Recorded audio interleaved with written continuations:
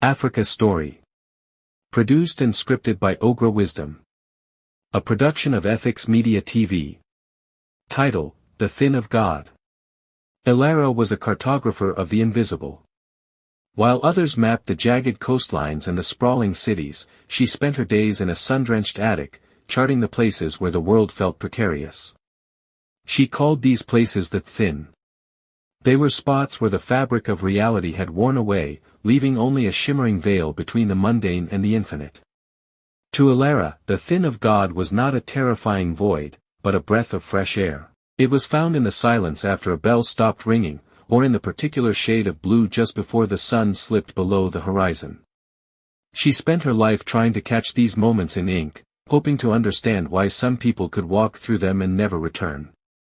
She learned the trade from Alaric, an old man who smelled of cedar and ancient paper. Alaric didn't use a compass to find the north, he used his marrow. He taught her that the world was heavy, but the soul was light, and sometimes the weight of living caused the floor of the universe to sag and fray. The Thin is where God exhales, Alaric had whispered to her when she was just a girl. He showed her a silver compass that didn't point toward any pole. Instead, the needle spun wildly whenever they approached a place where the physical world was losing its grip. He told her to never follow the needle alone, for the Thin was a hungry thing. Many years after Alaric had vanished into a patch of thin light in a cathedral, Elara found herself in the heart of a grey, concrete city. The noise was a physical weight, a crushing pressure of sirens and shouting. But there, in the middle of a crowded subway station, she felt the familiar shiver in her bones. The air began to taste like ozone and lilies. She saw him then, a young man named Soren.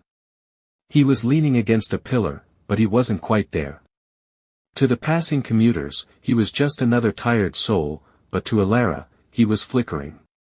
His edges were softening into the grey stone behind him, his color draining away into the Thin. He was slipping through the cracks of a lonely life.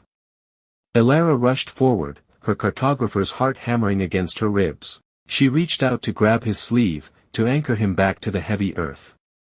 But as her fingers brushed his arm, she felt no resistance. Her hand passed through him like a comb through a ghost. He looked at her with eyes that were already full of stars. "Don't go," she whispered, her voice lost in the roar of an approaching train. "The world is hard, but it is real. There is beauty in the weight of it." She realized then that the Thin wasn't just a geographical anomaly, it was a symptom of a heart that had forgotten how to hold on. She had spent her life mapping the exits, never realizing she should have been mapping the anchors. Soren reached back toward her, his fingers solidifying for just a moment. He didn't want to leave, he was simply being pulled by the vacuum of his own isolation. Elara spoke to him not of God or of maps, but of the smell of rain on hot pavement and the way a heavy blanket feels on a cold night. She gave him the weight of her words. The flickering stopped. Soren slumped against the pillar, solid and shivering, back in the world of concrete and noise. Elara turned away, returning to her attic. She didn't map the Thin anymore. Instead, she painted portraits of heavy things, stones, anchors, and the way two people hold hands to keep each other from drifting away into the light. Thank you for watching. I hope you enjoy your time. Kindly leave a comment. A production of Ethics Media TV.